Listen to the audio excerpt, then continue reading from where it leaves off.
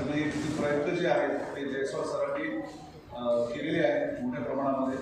आणि त्याचबरोबर आता त्याला आणखी एक जोड जी आहे ती आदिवासी संस्कृती जी आहे सगळी रामटेकच्या याच्यामध्ये त्याला धरून एक वेगळा महोत्सव जो आहे तो आकारास घालत आहे।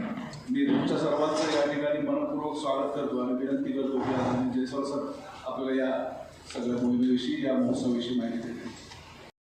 लुप्त होत चालली आता अनेक जिल्ह्यामध्ये आपण पाहतो की वेगवेगळी जी आपली आदिवासी बोलीभाषा होती ती आता संपुष्टात येऊ लागली, ते बोलणाऱ्या लोकांकडून संपू लागले।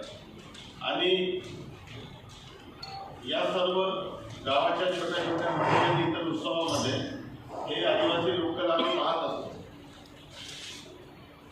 परंतु या सर्व लोककलेला एक प्लॅटफॉर्म मिळावा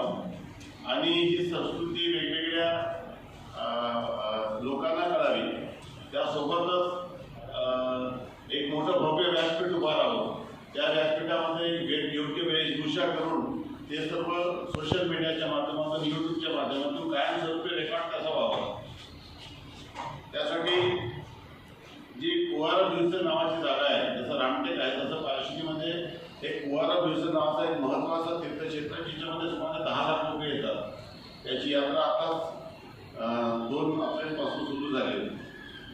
त्या यात्रेचा देखील एक त्यातून 10 लाख लोक सुमारे येतात। त्या कुवारा ब्युसनचं विकासाचं काम देखील शासनाने हाती घेतलेलं आहे आणि सुमारे 15 ते 20 कोटी रुपयाची काम कुवारा ब्युसनच्या परिसर विकासासाठी सुरू आहे। ती ज्या पद्धतीने रामटेकची परंपरा आहे, रामटेकचा काकड आरती, रामटेकची त्रिपुरी पौर्णिमा, रामटेकची रामनवमी, त्या धर्तीवर आदिवासी संस्कृतीचं देखील एक वेगळं वैभव संपन्न इतिहास या ठिकाणी आहे। आणि विदर्भाचा जर आपण भाग पाहिला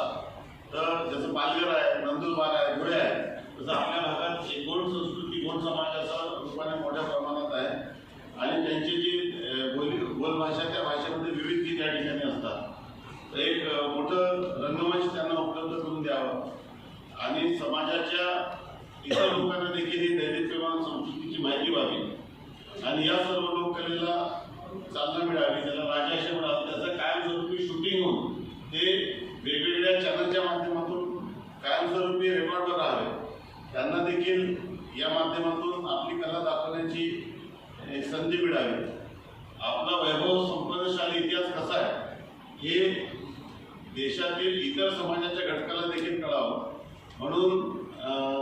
मागील काही वर्षापासून मी कुवारा ब्युसन नावाचा एक कलावर, आदिवासी लोककलावर सांस्कृतिक महोत्सव घेत आहोत। ज्या पद्धतीने रामटेकच्या सांस्कृतिक महोत्सवाला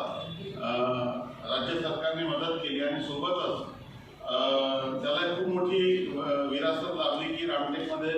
तो एक आता जसं नागपूरचा खासदार महोत्सव एक मोठा कार्यक्रम आहे, त्या धर्तीवर रामटेकचं सांस्कृतिक महोत्सवाच्या धर्तीवर या सर्व आदिवासी लोककलेसह म्हणजे या देशातील जी काही आदिवासी राज्य आहे, बिहार, झारखंड आहे, बिहार आहे, मध्य प्रदेश आहे, तिथले जे वेगवेगळे डान्स आहेत ज्याचा उल्लेख मला आवर्जून या ठिकाणी करायचा होता की बिन नृत्य आहे, बैगा नृत्य आहे, गुंडूम बाजा नृत्य आहे, सोनी मुखोटे गुजरातचं नृत्य आहे, कोरकू नृत्य आहे, गेडी नृत्य आहे, खापरे नृत्य आहे, अशा वेगवेगळ्या राज्याचे देखील नृत्य। आता आताच मी गडचिरोलीतून या ठिकाणी येते, गडचिरोलीमध्ये वेगवेगळे जुन्या पद्धतीचे वाद्य आहेत, त्या वाद्याला देखील ते देखील नवीन जनरेशनमध्ये ते लुप्त होत चाललेलं आहे, तर त्याला